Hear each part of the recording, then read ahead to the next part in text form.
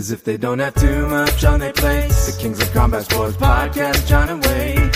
They talk about the things they did that day. They'll analyze the work of Triple H. Rewind to SmackDown. Rewind to SmackDown. Rewind to SmackDown. Rewind to SmackDown. Rewind to SmackDown. Rewind to SmackDown. Rewind to SmackDown. Rewind to SmackDown.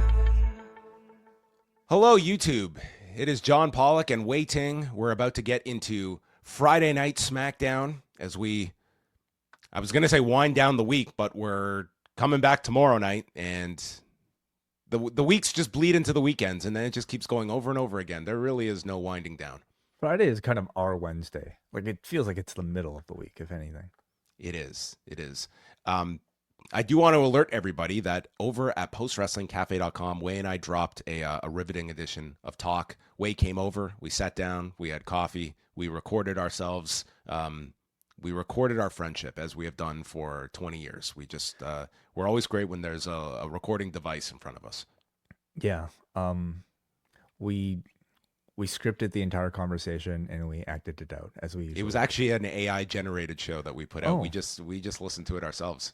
As is this podcast right now. No, they are honestly like it's about exactly as it sounds. We sit down in front of a table, no cameras, just an audio recorder, and we just talk for an hour. And obviously, for the both of us, I would say like a lot's happened over the past month or so. So I spoke a little bit about just the new addition to my family. John spoke about the many additions to his work life over the past 3 weeks without me here. So, and as well as maybe some changes to your diet that I was actually surprised to hear about. Yeah, because Wai looks at me and it just thinks I'm just a walking disaster. So I threw a curveball at him as well, and you'll get the story behind this graphic as well. You got to listen for the context. I actually don't know if we discussed the graphic. Did we not? That was on a prior show. Oh, This is Simone Biles. This is Simone Biles. I think yes. we discussed on another show, but anyway. Yes, artwork from my daughter. Yeah. So that shows up on the Post Wrestling Cafe. You can check that out. Also, just dropping a few hours ago, the Collision course from covering Thursday night show with Kate from Montreal and John Cena. That is up there. Saturday, we will be live here on the YouTube channel immediately after Backlash. So finish the pay-per-view, come right on over, and instantly we'll be going into Backlash. And also we'll be dropping a show on the Cafe Saturday with Bruce Lord and Karen Peterson covering the ongoing New Japan Resurgence show, which is happening as we speak from Ontario, California. Mm-hmm. Yeah. So all that can be found. We appreciate everyone's support. $6 gets you in the door at postwrestlingcafe.com. Next week, we're coming at you with a review of a 2003 SmackDown featuring the Iron Man match between Brock Lesnar and Kurt Angle. So that's on the menu for next week.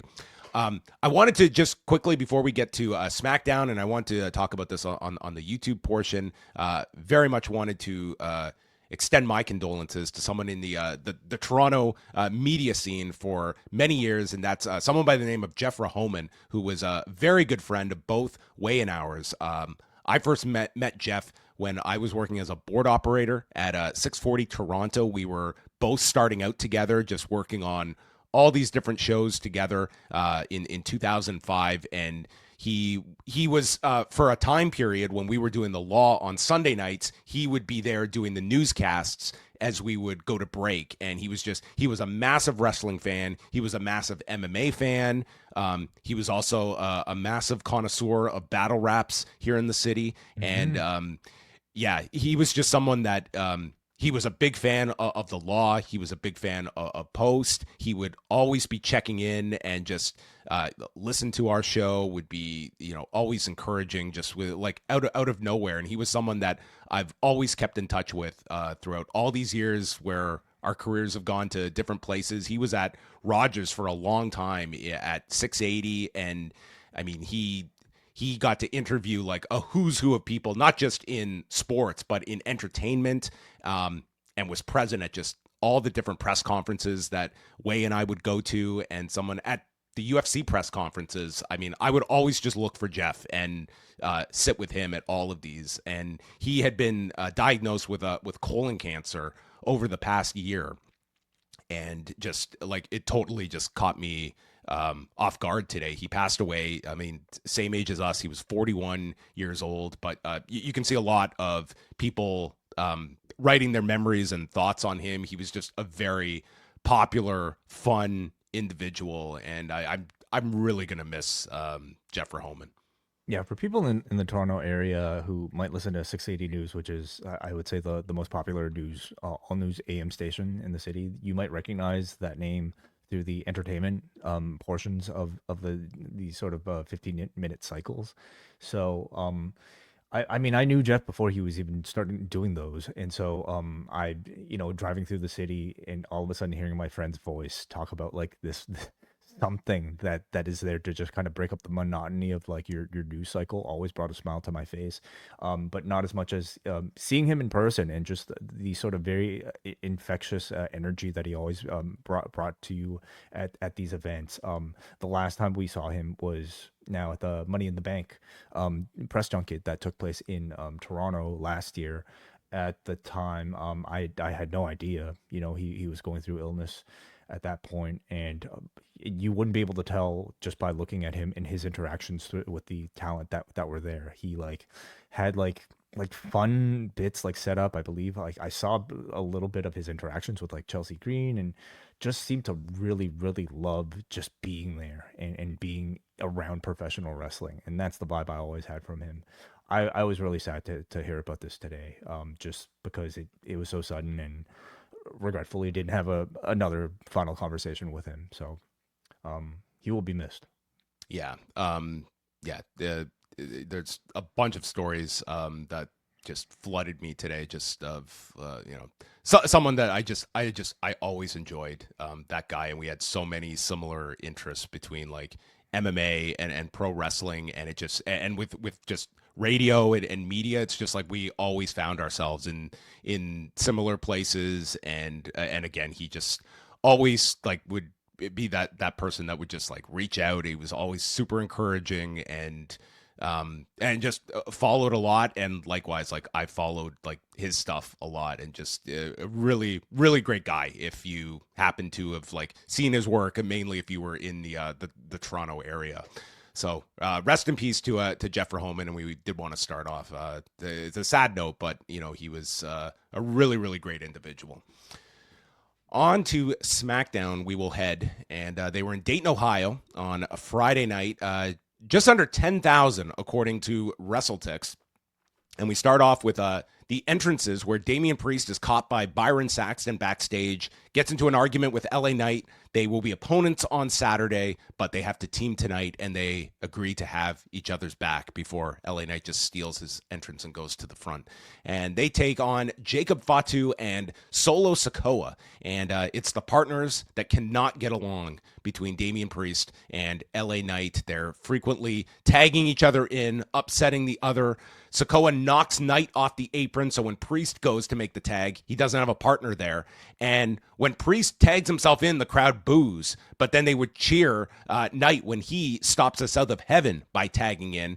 And the end comes when Priest and Fatu head to the floor, and Sikoa sets up for the Samoan spike. Knight ducks and hits the BFT onto Solo Sikoa and pins Sikoa in 10 minutes and 7 seconds. And there was definitely a time way that Solo was just like the ultimate guy that they, not the ultimate one, but someone extremely protected. And now he's kind of just like, he's the expendable member here. And it leads into the fatal four-way. But I am kind of curious about like what the trajectory is going to be for Solo Sikoa over this next period. He's still very young, but I think it's inevitable. Like, this was always discussed that when Jacob Fatu comes in, there's going to be like the guy is just a more seasoned performer, and I think that's been the case. I think Jacob Fatu's success, it really has, to me, eclipsed Solo Sikoa's role. 100%. Yeah, I definitely think having Jacob be a better fit for that type of archetype that Solo used to play has definitely affected Solo to some extent. But I would suggest that I think Solo might have kind of found himself in this spot regardless. I think at this point we could maybe assess the Solo Sikoa leadership run of the Bloodline as like okay, but really not, to the heights of I think what we expect the bloodline sort of baddie to be, right? So he I think is at a spot where he should be right now, which is that of like I would say an upper tier mid carder, maybe even somewhere slightly beneath that. But I think his future potential is as the counter to Jacob Fatu, and as the sort of obstacle for Jacob Fatu to defeat in order to have Fatu ascend to another level. That doesn't mean that's where Solo Sikoa will stay. I think everybody is capable of evolution, and he's still so incredibly young that I think he has at least 2 or 3 probably character evolutions within him before he's actually done. But for the time being, the project is Jacob Fatu. There's a clear number one babyface in this match of 4 men, and the order goes from least to top. Damian Priest, then LA Knight, and then at the very top, it's Jacob Fatu that this crowd was responding the most for. Jacob Fatu at this point is a bigger babyface than anybody else in this sort of mid-tier division, and despite the fact that he's still technically on the heel side, but I think there's a very subtle babyface push for him that's going on right now that is quite obvious. Match itself, pretty standard, like clip typical, can they get along type of match. I think Knight is fine in this sort of upper mid-tier position as well. Priest, though, I feel is having a bit of a tough time connecting as a babyface since joining SmackDown. You can argue maybe having a bit of a tough time connecting as a babyface, period, even back in Raw, but at least on Raw, he had like the Judgment Day to play off of. He had the Terror Twins to play off of. On SmackDown, he's just kind of there, like had a little bit of a connection through the Drew thing, but now that he's moved past it, wasn't Rhea moved to SmackDown with him? Was that not the delineation that they had? I don't think so. No, I think maybe I'm mistaken then. Yeah. So he's just kind of on his own, and like there's really not that much that's interesting about him, in my opinion, especially when you're stacking him up next to, I would say, an LA Knight who's a better promo than he is, or Jacob Fatu who's a better all-rounder than really the both of them. So I can almost see him turning back heel before the end of the year. Just maybe that tends to be the way these types of things may go. Well, the post-match, Fatu takes out Priest and Knight, and he gives these back-to-back hip attacks just over and over. The crowd's going nuts for him. Huge Fatu chant as he holds up the belt, and then Drew appears laying out Fatu with the Claymore and holding up the belt. But yeah, to me, the focus of the segment was Jacob Fatu, who just felt like just a superstar that is about to burst as a babyface. And yeah, we'll talk a little bit at the end about Backlash, but that's the 4-way that I am looking forward to this 4-way on Saturday. Mm-hmm. We'll give our predictions at the end. R-Truth is in the parking lot with a "Let's Go Cena" sign. Jimmy Uso walks in and says, "No, man, Cena sucks." And Truth keeps on chanting for John Cena, and never checked in with these guys ever again.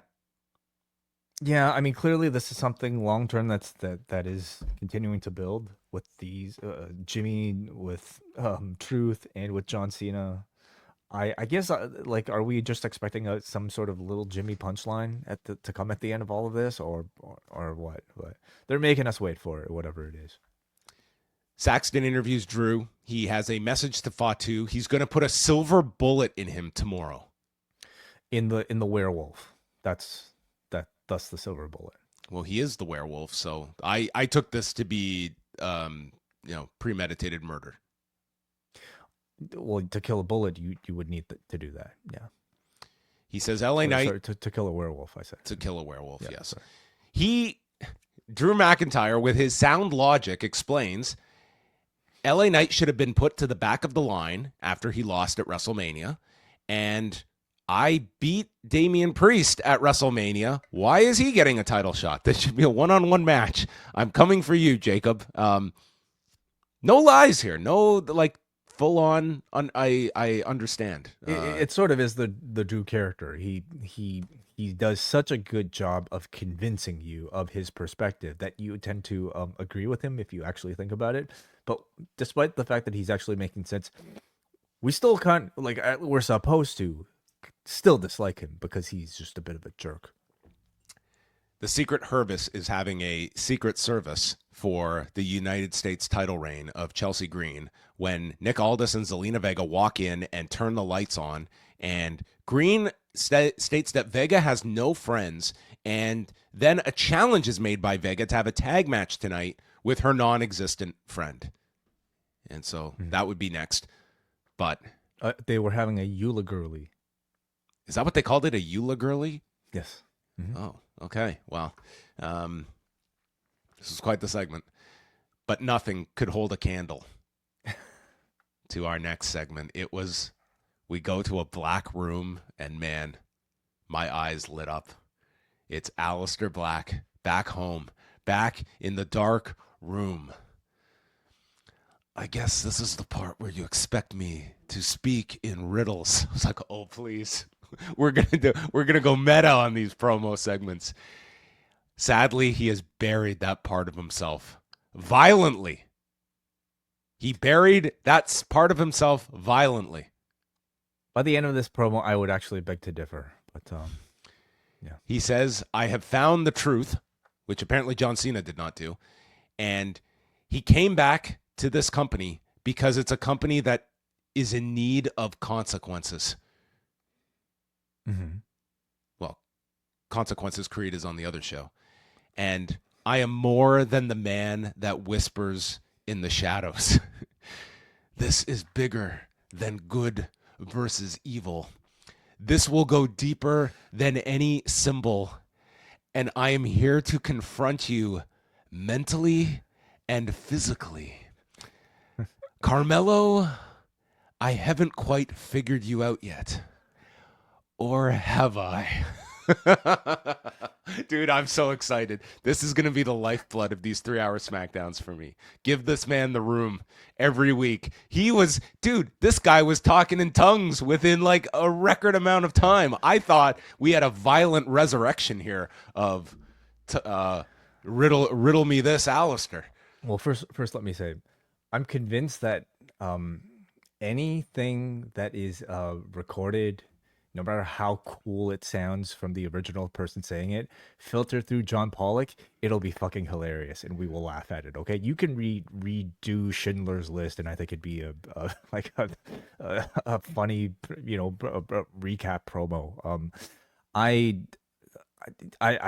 thought for a man who said that he's buried the sort of speaking in riddles version of himself, he just violently buried him. He did exactly that here, like he's telling us that what did he say here? Like, I'm just as confused as I have been after every other Aleister This Black company promo. desperately needs consequences, and he's more than the man that whispers in the shadows and this is bigger than good versus evil. It's deeper than any symbol.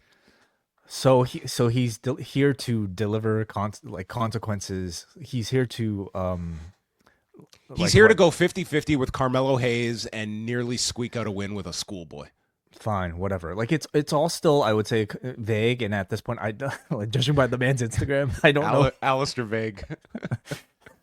Judging by the dude's Instagram promos, I don't know if he knows how to speak clearly. I think there's just something that's he can only speak in vague terms or confusing terms. I need to hit this one out of the park before the comments get to it, but it's Aleister and Zelina Vega. Excuse me? Vague. Very good, very good. So I didn't particularly love just whatever this was supposed to represent. Oh, I loved it. I also felt it was very similar to the Rusev promo that we just got. Like, Rusev is here to redeem the WWE. He's here. Aleister Black is here to deliver consequences for the WWE. It's the same fucking Well, he shit. buried the old version of himself violently. Rusev came out of the abyss. So these are two resurrections that we have gotten that are out for, I don't know, to correct this company. If it was going to be so similar, they might as well have just paired the two of them together, maybe as a tag team. That I don't know. It's the fact that he's saying all of this just to go after the Miz and Carmelo Hayes is also something I kind of have issue with. I envision an Aleister Black coming in and being inserted right into the top mix. At the very least, I don't know, with an LA Knight level type of guy, or Damian Priest even, which is I think a perfect type of opponent for him. Instead, he's just sort of being introduced here, going 50-50 with the Miz and Carmelo Hayes, and maybe we'll talk a little bit more about that in a bit. Well, Zelina had to find a friend to take on Chelsea Green and Piper Niven, and it is the returning. And it was not her husband. That would have No, she doesn't have didn't have her husband to back her up here. But it is the returning Alexa Bliss in her first appearance since the Elimination Chamber. Mm-hmm. Yeah, I mean, who needs that payday? Yeah, the bench is empty. So Vega hits a double 619, which forced Wade to have to do math on the fly. Niven comes in. They beat down on Vega. 12:38? Yes, 12:38. Right. Vega lands a DDT off the shoulders. Big crowd went nuts when Bliss got tagged, and she is in. She hits a tilt-a-whirl, a blockbuster. Green is put in the Tree of Woe and hit with a drop kick. Twisted Bliss, but then Niven saves, and we get an assisted code red after Bliss kicks Piper into the code red, and then it's Vega to the floor with a Meteora, and Bliss counters the Unprettier, pinning Chelsea with the Sister Abigail in 8 minutes and 19 seconds as Team Shorty get the victory here, and they just increased the women's tag division by like 50%. Right. So other than the fact that they are of similar height, do we have any other existing reason for these two being paired together that's been established prior? Have we seen any interaction between these two in the past? At least I can't recall, because for the did they ever do a stream together on Twitch? Is that canon now? Would that be canon? I don't know. I just see, like, I don't even have an issue with like two baby faces just kind of coming together as a team, but I felt like maybe Alexa, like, have we gotten a proper transition out of like whatever this sort of like Firefly Funhouse like Wyatt type of character that she's supposed to be? Is she just a normal Alexa Bliss right now, but with sort of slightly gothy tendencies? I mean, they didn't really go the whole way with that. Like, there were the teases they were going toward that, but that felt like that was totally dropped here. And for the time being. Yeah. For the time being, but we'll get into this later. It looks like she's going right into some deal with Charlotte. Right. Beyond this. Like, this does not feel like this is going to be some alliance that is going to be long-lived. Yeah, you might be right. It was a great return for Alexa Bliss. She got a great reaction, and the match, it was fine. Alexa still feels like one of the bigger stars in the entire company. You could put her up against, Tiffany Stratton tomorrow for a title shot if you wanted to, and I think the crowd would be siding with Alexa Bliss. I still have my doubts about like what's going on with Zelina. Like, Zelina continues to, despite being a champion, feel like a bit of a background character. Certainly on this evening against Alexa Bliss. I would even suggest against Chelsea Green, where I think there might be more interest being placed in what Chelsea Green is doing after losing the championship than there even is on Zelina Vega as a champion. And that, I think, is part because Zelina's character is still so really ill-defined, despite the fact that she has quite the history already in the WWE. On this run, though, on SmackDown, I don't really know that much about her. Yeah, I see a lot of potential in Zelina Vega to flesh this out. I hope it's something that they put the title on her, but you're right. Like, I think you want to fill that in, but I think they will be rewarded if they go that direction with her and just give her some substance to her that I think the audience wants. Like, the audience, I think, does have like an organic interest in Zelina Vega. I don't think it's like you're not force feeding someone to this audience, but you have to give them something as well to really to get beyond just the novelty of her, getting the upset win, winning the title, and now, kind of creating some identity for this title that's still very new. Santos meets with Rey Fenix, but it's all a ploy to distract him as Los Garza jump him, and then Andrade comes to check on Fenix, and boom, we've got a tag match for later tonight. Charlotte Flair arrives to come out to the arena. First, we get highlights of John Cena and Randy Orton, their legendary Hell in a Cell match from 2014, which was won by John Cena.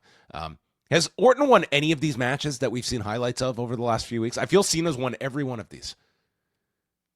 I'll be honest, I kind of skipped through these. He won that ladder match. He won that TLC match that they showed. That comes to mind. Charlotte comes out, and states that she is coming off the greatest women's match in the history of WrestleMania. The Ultimate Heel line in 2025. This wasn't even the best women's match of the day, much less the weekend at WrestleMania. She states that she is here to announce her path back to the title and flips out on the crowd for disrespecting her. So she threatens to leave and never return. So they all cheer. She throws down the microphone and walks out. Jade Cargill comes out and they go eye to eye before Flair leaves. And Jade gets on the mic stating, "Charlotte, you had your chance. Now go to the back of the line." And Nick Aldis confronts Charlotte and says, "You can't just throw a tantrum and walk out here." And Charlotte is going to her vehicle where Alexa Bliss closes the door and tells Charlotte, "We need to chat." Mm-hmm. Where are they going with Charlotte? Oh, well, a number of directions, clearly. Like, I mean, I can see the Jade, like, judging by the pace of the Jade Charlotte teases, I could see that almost being like a destination for SummerSlam. You know, like, that's just sort of like the thing that they're going to tease you with right now, and they're going to give you maybe months down the line. With Alexa, well, we have to wonder what she wants to talk about. But considering Alexa is likely to stay as a babyface, Charlotte is likely to stay as a heel, that could be a match in the immediate future.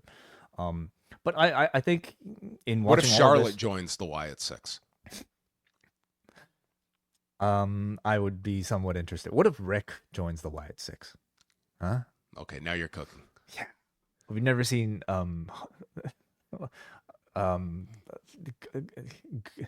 ghoulish Ric Flair, or, you know, can you imagine?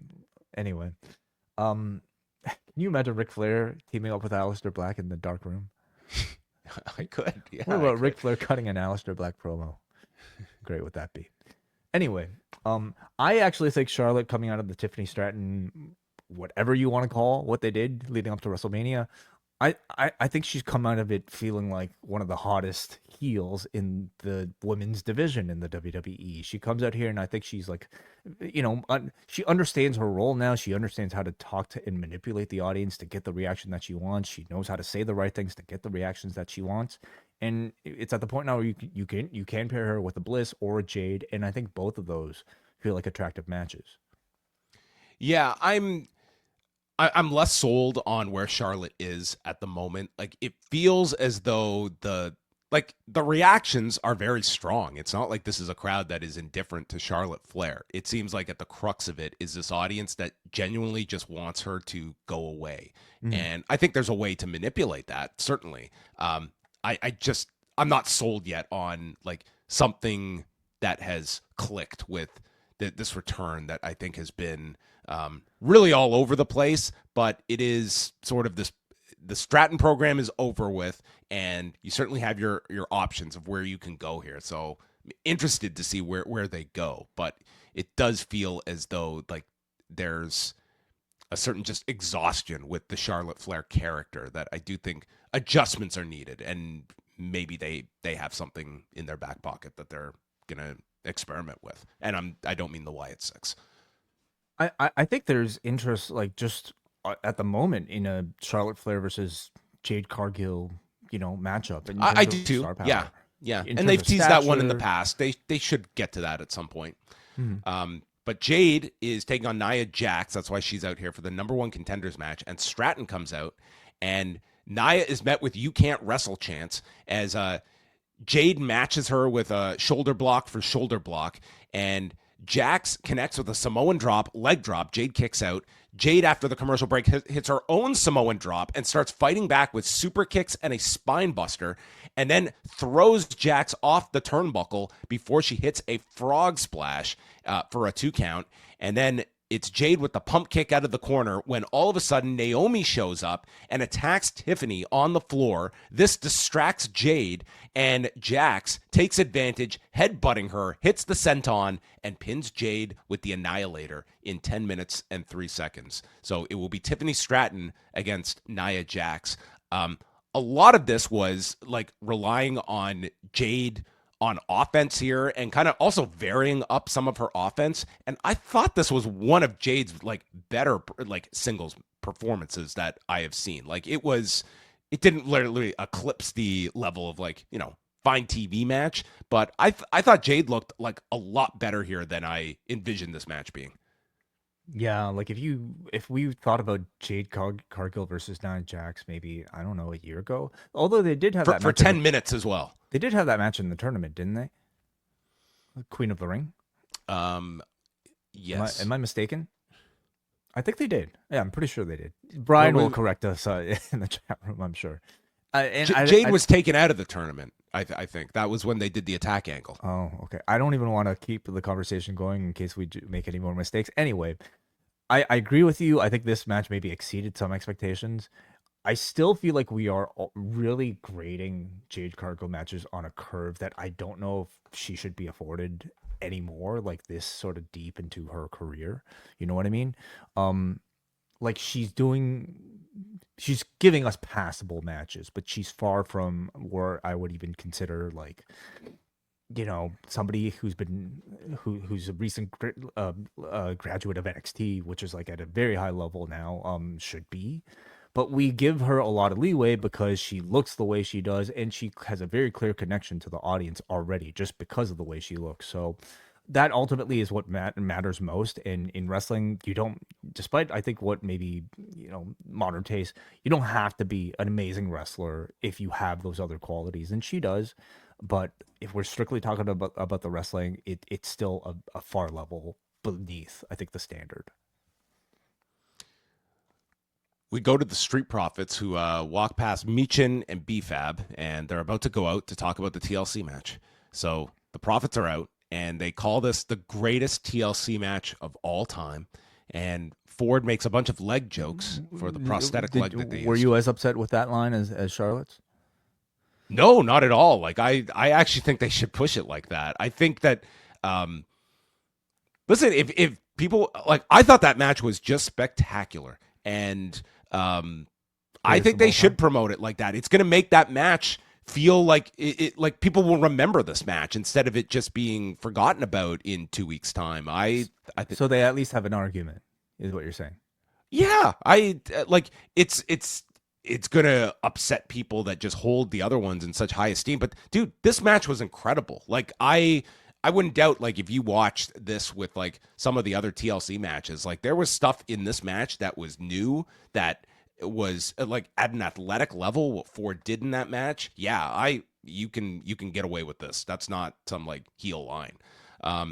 Fraxiom interrupt them, and they are taking the advice of Shawn Michaels that when an opportunity presents itself, to take it, and they one day want to be champions. Dawkins just dismisses them. They're like, you've won 2 matches.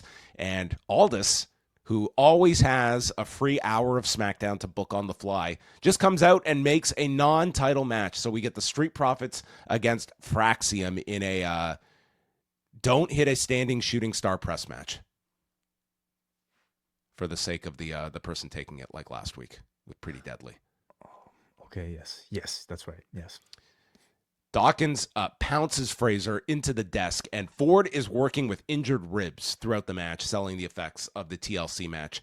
So we just got into a crazy pace here.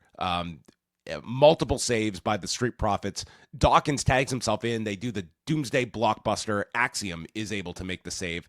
After a one-man Spanish fly by Axiom, the Spanish fly lands, and Ford returns to the ring, kicking off the back of Fraser to nail Axiom for the save.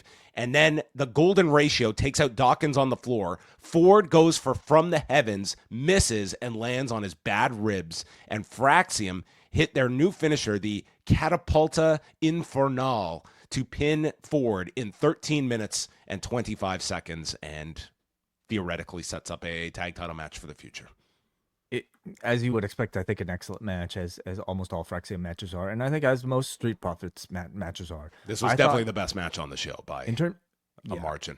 In terms of booking, I thought it was a perfect follow-up to TLC. You can justify your champions losing because of the injuries that they suffered from, what they were considering the greatest TLC match of all time.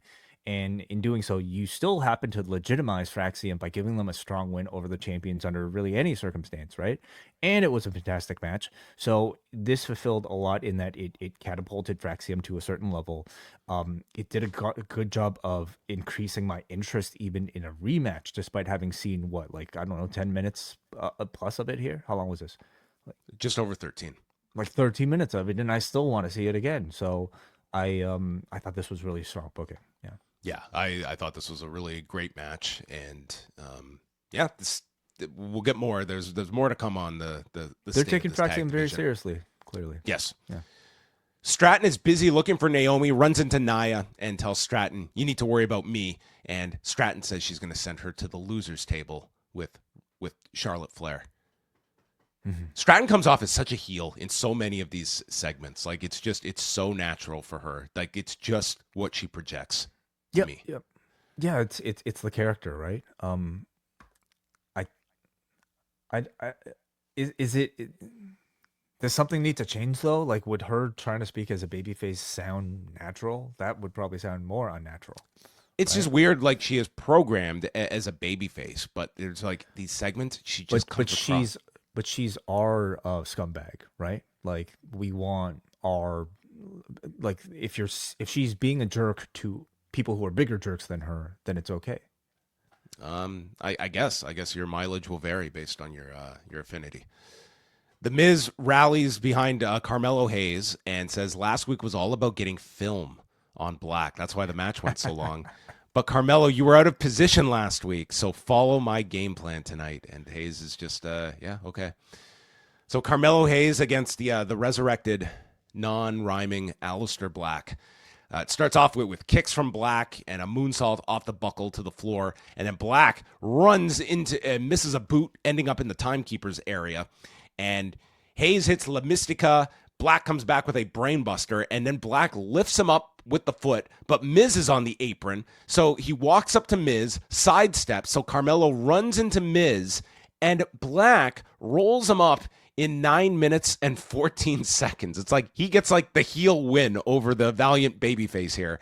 And then Miz runs into a Black mass. So he's the butt of the joke. And Black just sits down on the floor as Carmelo stares at him. I don't think this is done. And Aleister Black appears to be stuck in the land of Miz and Hayes for the foreseeable future. Uh-huh. It's a good match, very athletic. If we were talking about this match, like if it was Aleister Black versus Carmelo Hayes of like an NXT era, then I think I'd be talking about this match very differently. But the fact is, right now, Carmelo Hayes is a lackey for the Miz. So in terms of just Black like had to squeak this one out. Like at the end, it's like he capitalized off of like a miscommunication between like our two goofs of the division. I think the effect we're supposed to come off with is that he outsmarted the both of them. You know, they were trying to cheat, and he outsmarted them and managed to beat them both, right? But I'm still, like, the match, like people have been saying it all week, he should not be going 50-50 with The Miz, and I would argue maybe not even this 50-50 with Carmelo Hayes, who kind of is just seen at a bit of a Miz level right now. I think as a reestablisher, like, I would have liked to have seen Black just come out and kill dudes, right? Because I do think like he should be at the level like of a monster that you could promote to eventually, like, to quickly challenge for a championship. You could have gotten, like, I wouldn't have gone too long with this. You could have gotten 2 solid weeks of just 30-second wins over enhancement guys and just get that Black mass. Yeah. Just guys that can take it well, and it's an awesome impact move to really just show this guy in that light. This introduction to me, it's really weighed down Aleister Black. It's early in this return, but it has slotted him that, and it does feel like they're going to squeeze another match out of this with Hayes at some point. Yeah. Sikoa's with Fatu. He's all worried about the numbers game, and Fatu explains his game plan is to run the play and dog walk these 3, and I'm about to run. Sikoa's like, okay. That was it. Fraxiom meet with the Motor City Machine Guns, and the Machine Guns, they're now the veterans of this division now that they've been here 6 months. They said, yeah, we came in, we made noise too. Well, eventually we're going to have to face each other. And then DIY attacks all of them, 2-on-4, and they take these guys out and state that you guys just took advantage of the Street Profits after TLC. What kind of people would do something like that? So it's Nick Aldis's revolving chart of this tag division. It continues for another year. I think this is all building to WrestleMania 42. I think it's building to the SmackDown after WrestleMania 42. You're right. You're right. Hey, like, say what you want. Like, it took us a long time to get here, but by this point, they've established, I think, a very healthy, very strong tag team division between all of these teams, right? And they've done a good job in 2 weeks of it, firmly putting Fraxiom right into the mix. And it somehow just even the addition of this one team kind of refreshes everything. So, like, you know, any potential matchup here between Fraxiom and DIY, Fraxiom and Motor City, like, these are all like big TV matches, I would say. I mean, it's a grand discrepancy between Raw and SmackDown. So like the quality on the SmackDown, it's very good, and it's heightened that much more with Fraxiom's addition. Los Garza taking on the Lucha Buddies. Buddies? Is that what we're going with? Well, they're not brothers, so this is our new team. Buddies, okay. Ray Fenix and Andrade. Part of Phoenix's graphics when he's going, they now list all the various AAA titles that he has won. Okay, wow, that is something I'd never considered. Like AAA titles are canonically referenced now. Yes. He is obviously going through some back problems because he was covered in marks from the suction cup therapy. Just completely covered. This is where Wade Barrett notes, Lucha Libre has never been brighter. We shall see. You know, the last 100 years, never as big as this moment right now. Los Garza hits stereo moonsaults to the floor. Andrade tags Fenix and hits a springboard to kick Angel off the top, and then arm drags Berto. All four in, they go down.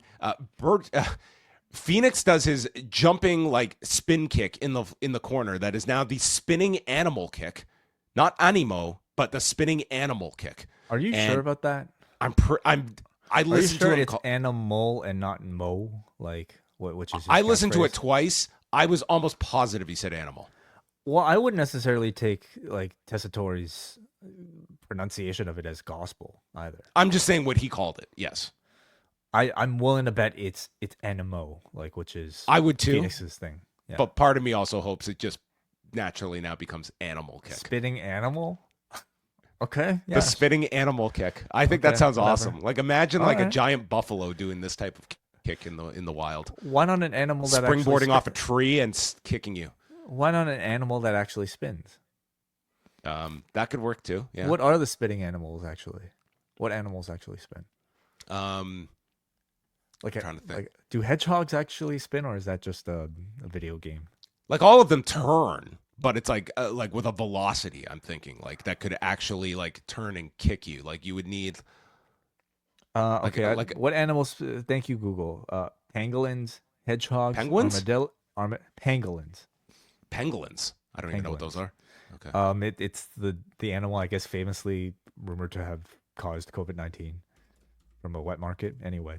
The armadillos, isopods, the wheel spider, and fossilized trilobites. They're all animals that maybe Fenix was referencing with this kick. Man, imagine getting spin kicked by an armadillo. It would probably do damage. And could you imagine? It wouldn't hurt at all. I don't think they have very long legs. I'm now looking this up to make sure I heard this right. Imagine this whole conversation came out of my inability to hear Joe Tessitore. I'll say I'm 80% sure he said spinning animal kick. I'm 80. Well, I don't doubt that. But I think he meant to say animo. Yeah, dude, there are some big armadillos, bigger than you would assume. I don't think they can actually kick. No, they wouldn't. I don't think a kick would hurt you. But these, I'm just looking at the size of these. You think of armadillos as small. There's some massive fuckers here. Okay. This is more interesting than SmackDown for me. All four are down. We get the adios amigo to Berto and a tope con hero onto Angel on the floor as Andrade hits the message and pins Berto. Santos is pissed, yells at Los Garza, berates them, and Berto slaps down the hand and walks out on Santos while Angel is torn between both. So I would say the action was very decent here. I was more so taken aback by, I think, the lack of heat for the match. I don't know if that stood out to you at all, John, but for me, like, and it doesn't help that, like, my basis of comparison now, anytime I see Fenix in the ring, is Penta, who continues to get these massive reactions on Raw. Fenix, in these weeks, we can say is he's not, cooled off. Like he was evident last week. I don't know if you look at that as just like the WrestleMania loss. It was kind of just to your audience. It's like, okay, this is where Fenix is slotted. Could be. But and what does that tell you? You know, the WrestleMania rub isn't maybe as important as maybe some would think.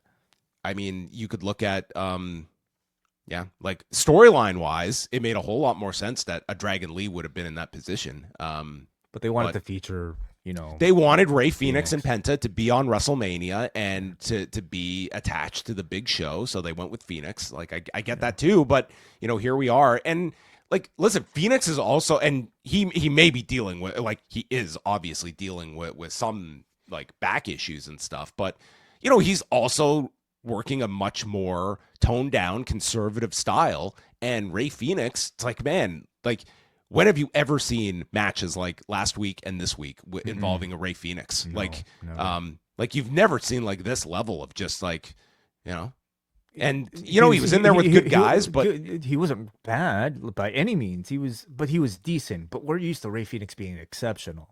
And was there anything in this match or last week's match that you would be highlighting and saying, man, check this out, look at this guy? Not in the way that I would have been able to say about almost every one of his AEW matches. So we do the deal there with Los Garza afterwards, and probably continuing this with Andrade trying to absorb Los Garza. Final segment of the show is John Cena coming out. So he does the same routine with Mark Nash to reintroduce him. A fan throws in a beer bottle, and Cena just takes the beer bottle and just looks at them in disgust for throwing this beer bottle into the ring. Now this was I thought this was fascinating in that, like, I almost wondered if it was like a planned spot for Cena to like pause the announcement, lift up the beer, get a perfect close up of the beer before throwing it away. He even like had a great line to follow up with it. Of course, this being Cena, like, it could all just be like incredible improvisation, but it was almost like blocked so perfectly that I wondered if it was some sort of maybe clever product ad integration or something. If it had been like one of their beer sponsors, sure, but it's not, and that's why I do believe like this was Cena just playing it, because I think he was actually trying to incorporate it more into his promo, and he just said, Cena's like usually like pretty good on his feet, and I think he was trying to like incorporate this even more, but yeah, I was just curious if like anyone was going to follow suit here and just like start throwing shit. That's the danger and of, I like, think they don't attention. want that. Yeah, exactly. That's the danger of calling attention to a spot like this. You're encouraging other people to do the same. Yeah, so I'd love to know from people who were there if they saw the guy actually throw it. Did that person get thrown out? Like, was this anyway? Yeah. Well, if you're going to get thrown out, you wait for the last segment of a 3-hour show, I guess. Yeah. Cena says, "Tomorrow your childhood dies." That should have been the slogan on the poster. Backlash, sure. Your childhood dies. He says Randy isn't here tonight. He's at home with his family. Between us, we have 31 titles and nearly 100 matches together. You want to rank them, Way? He says that, what does this match mean? Well, if you're between the ages of 12 and 55, you're either on John Cena or Randy Orton's side. It's a whole generational divide. And he says, if you're between the ages of 3 and 11, your childhood dies too. I'm forcing you to grow up fast tomorrow. So if you're under 3, you're safe. He says, winners write the history books, and Randy is a liar. So he goes step by step, starting with hustle. Randy only has this job because of his family. He's never been accountable for his failures. He is the greatest at wasting his potential. I am hustle. Then he moves on to loyalty. Loyalty is not just simply working the most amount of dates in a row. Randy, that's called cashing a check. You state that you're a lifer here. You're a piece of furniture. Yeah, you're a lazy boy. Why didn't this guy get hired for the roast? He says, oh, he would have been great. Yeah. Being loyal is being someone that others can count on. You've been injured, you have a bad attitude, and you coast. Randy Orton is the best in the world at doing the bare minimum. I am loyalty. And the last one is respect. Randy has had to beg for respect because, let's be honest, no one knows who Bob Orton Sr. is. And the only thing Cowboy Bob Orton Jr. is known for is knocking up Randy's mom. Ooh. With a cast, too. I mean, you got to note that part, too. And he says Randy rode off his coattails. Tomorrow, Randy Orton kills the legend of Randy Orton. And just like your 2006 drug test, you'll be a failure. Oh. I am respect.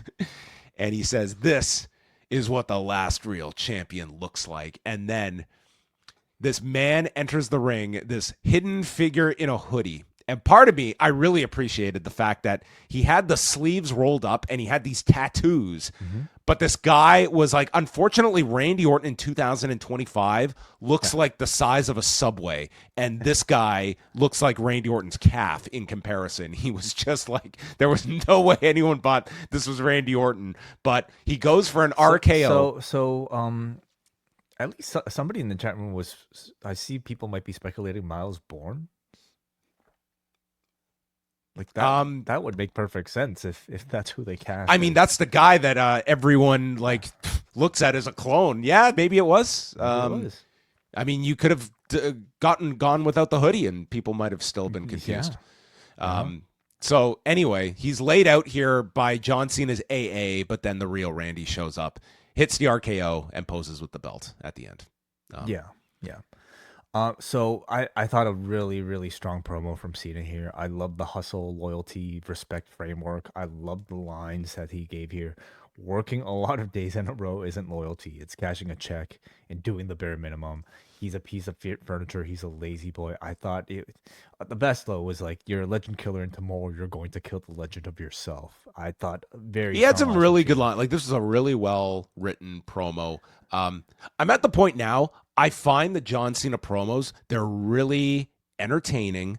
I don't find them to be like it's entertaining that John Cena is doing these promos. Mm-hmm. I don't feel the level of like it's this great heel act, but I am entertained by these segments that he is doing. Like he is.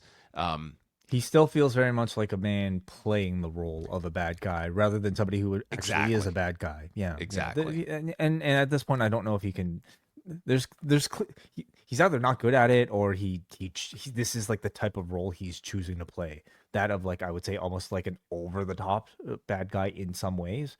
I'm strictly judging maybe the content of the promo here. I mean, I thought the content felt very genuine, felt very authentic. It felt like he truly thought these things of Randy Orton. I would have ultimately liked a bit more of a back and forth through the weeks between the two. That's kind of how I envisioned it in my head.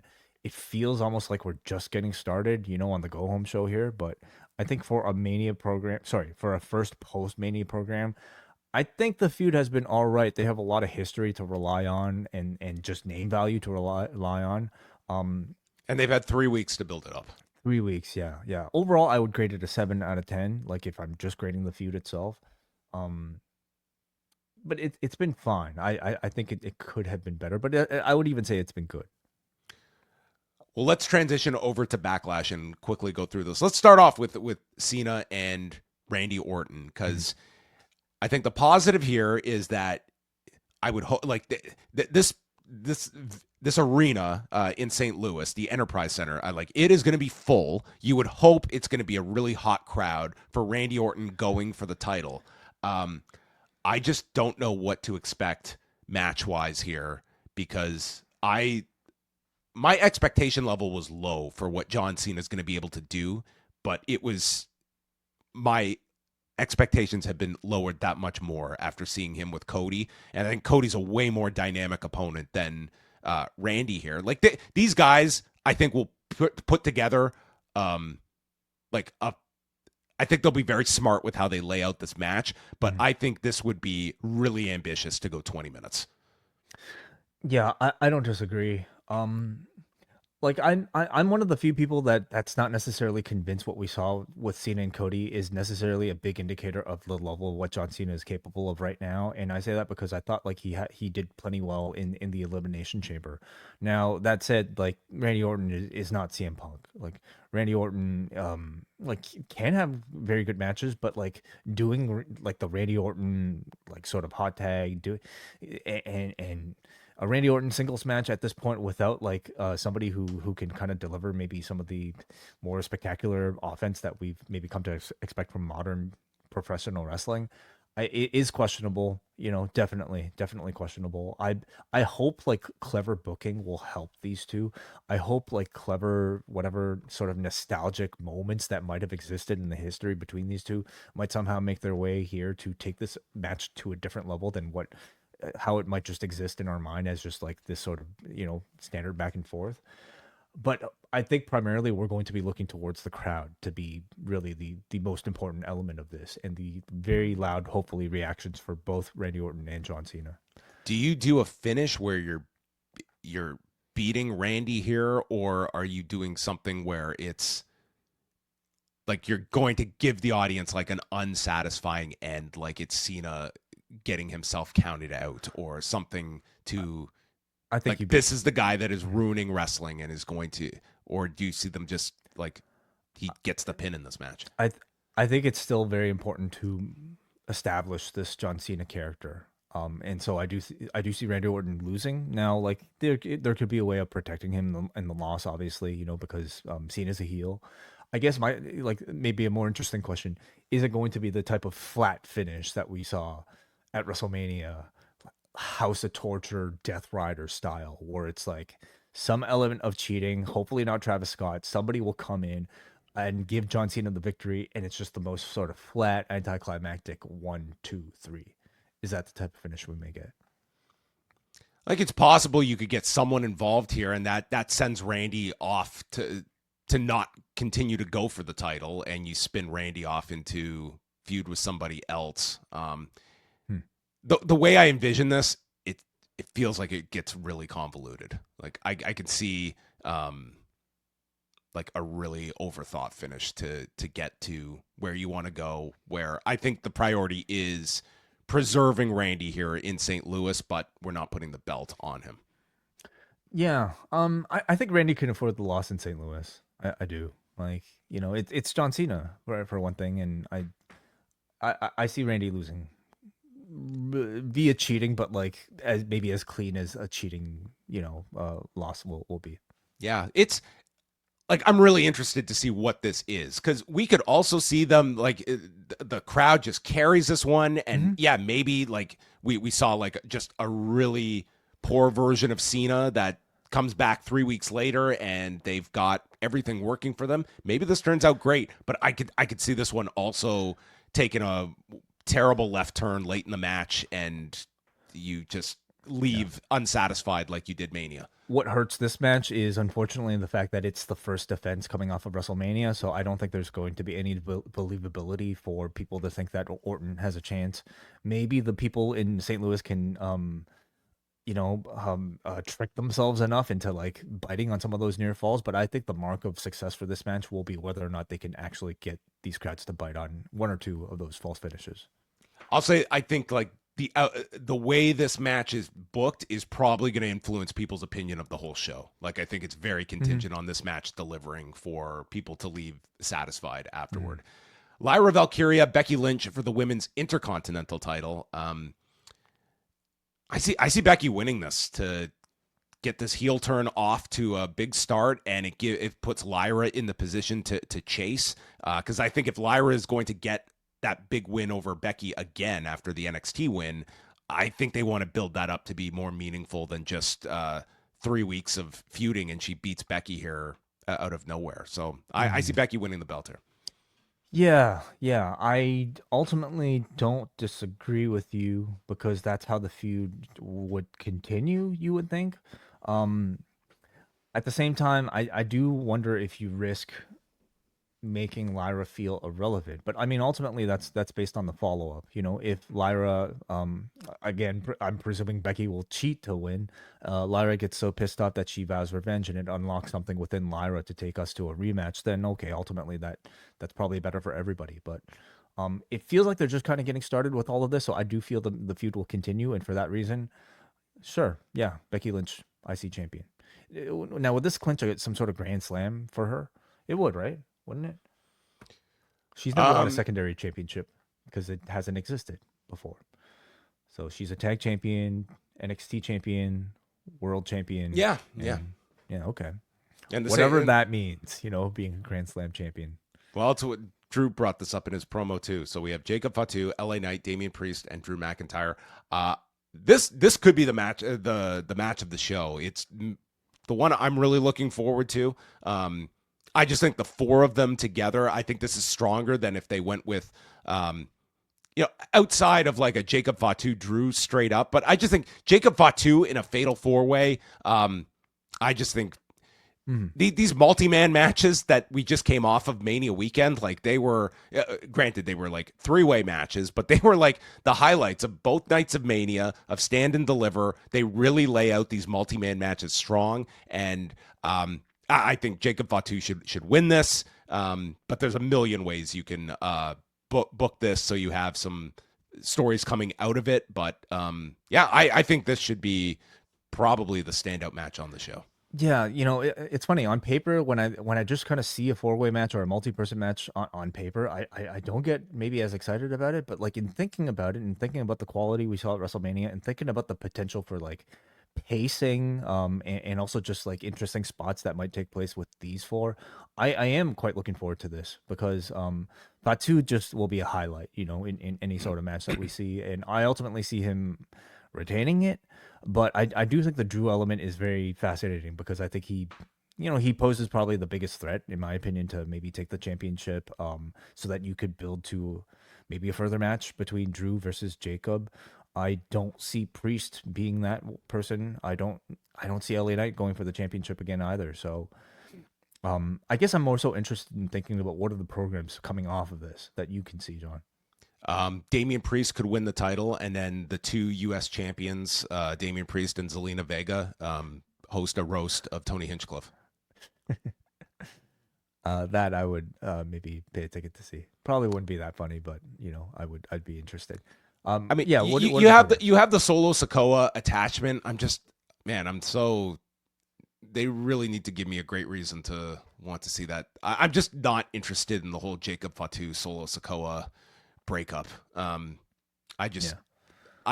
would be more interested in seeing like Jacob Fatu with like any of these guys. I think you will probably go with probably getting another match out of Priest and Drew at some point, but I also don't want to see Drew like just hanging around in this kind of like. I think they've exhausted Priest and Drew. Don't you? Well, they had Drew beat him. I just don't know. Like you're really stuck in, especially on the SmackDown, when you've got like a heel champion in Cena who's not there every week, and it's kind of like here's your secondary title, and I would not be messing with this Jacob Fatu thing because he feels like he's really heating up, and I wouldn't be taking this belt off him. Drew's kind of just in this sort of utility role that Priest is in too, but I think Drew you see the much higher ceiling for. Well, I could see Drew and Jacob being a match coming out of this, and maybe that's where Solo costs Jacob the title, perhaps, and maybe that's how we get the Solo versus Jacob. It seems like Drew versus Jacob to me might be the freshest matchup coming out of this. And remember, we also have there's Saturday night's main event in a couple weeks, and then Money in the Bank, where you could see a bunch of these people thrown into that as well. Right. Pat McAfee and Gunther. You know what? This actually might be the most interesting match on the entire show, and I would argue maybe the match with the most anticipation. Like, if I have to be honest, John, like, I think they've done a tremendous job building this up. Like I would agree with you. I think in terms of these 5 matches, what has been promoted the best? Like if you had told me, if we had said at the end of night 2, if I had told you, Way, the plan is to do Gunther and Pat McAfee at the next pay-per-view, like you're basically starting at a really small level. Like before they do the angle with Michael Cole, like they had to start from nothing and build this match. It's been built up tremendous. And I think the match will be like really like well laid out, and I see them doing like a full on real match, and I think the crowd is going to be super hot for this. Like I agree with you. They did a great job of building this up. I think there already exists the sort of novelty of seeing a celebrity wrestle, but when it's a celebrity wrestling against Gunther, somebody that I think is kind of been known to at least convey the idea that like what he's doing looks much more real than the average professional wrestler. Yeah. That in itself is the appeal. There's sort of a jackass appeal here. It's like you know they're going for the visual that the next day Pat McAfee can go on his show and show off his chest that's just been demolished. Yeah, it's like watch me get punched by Butterbean, like like a stunt, right? Like there's Is Butterbean going to show up at this? And he might be in the crowd. He might be getting the winner after WrestleMania weekend. But because it's Gunther, we know the match is probably going to be really good. Like, and because it's Pat McAfee, we could say, because we've seen enough of Pat McAfee to know he is an athlete, and because of the attention that this match will likely get behind the scenes with, I would say, great layout, like all the bells and whistles that they need to make this match successful, and the element of having a strong crowd that's going to probably react really great to this. I think this could steal the show, and it's probably my most anticipated match. Does Goldberg show up? I don't think he needs to show up in Backlash. I think he can show up on Raw or like whenever you're about to start. And then Dominic Mysterio and Penta for the Intercontinental title. Yeah. I don't think I see Dom losing just yet. I think Penta gets screwed through Judgment Day shenanigans. This feels maybe one of the more pedestrian sort of like Raw level type of matches to me, if I'm honest. But like, are you interested in either the storyline, ramifications, or even the in-ring of this particular match? No, not really. I'm sure they'll have a fine match, but I'm expecting Finn Balor's involvement here of some sort, and you continue the Judgment Day stuff. I don't see them taking the belt off Dominic this early, but it's interesting follow up from WrestleMania because like we were very much flirting with the idea of Dom being a babyface, and a matchup against Penta doesn't necessarily, I don't think, would sway the crowd towards that direction. Well, there you go. That's Backlash. I mean, it's an interesting show. It's it's 3 weeks after WrestleMania, and it's a 5-match card, but I think like there's enough there that there's interest in the show. But obviously, this is if we're comparing this to, I guess, the other like a B-level show, like this feels well below Elimination Chamber from Toronto, which would be the best comparison this year. Yeah. All right, we will be live right after Backlash, and we're going to say goodbye here on the YouTube channel. We're going to be taking your phone calls and feedback on the Post Wrestling Cafe. Consider joining us at postwrestlingcafe.com, the XL version of Rewind to SmackDown. We did 40 minutes of news at the beginning of the show, going through highlights of the TKO earnings report, including the latest and greatest from Mark Shapiro, as well as talking about highlights from Collision on Thursday night and previews of the Best of the Super Juniors that kicks off this weekend, Maple Leaf Pro Wrestling's Northern Rising card happening in Toronto this weekend, and UFC 315 in Montreal. So all of that can be found on the XL version of Rewind to SmackDown, which you get with your Cafe membership. So goodbye on the YouTube channel, and we're going to keep things rolling on the Cafe.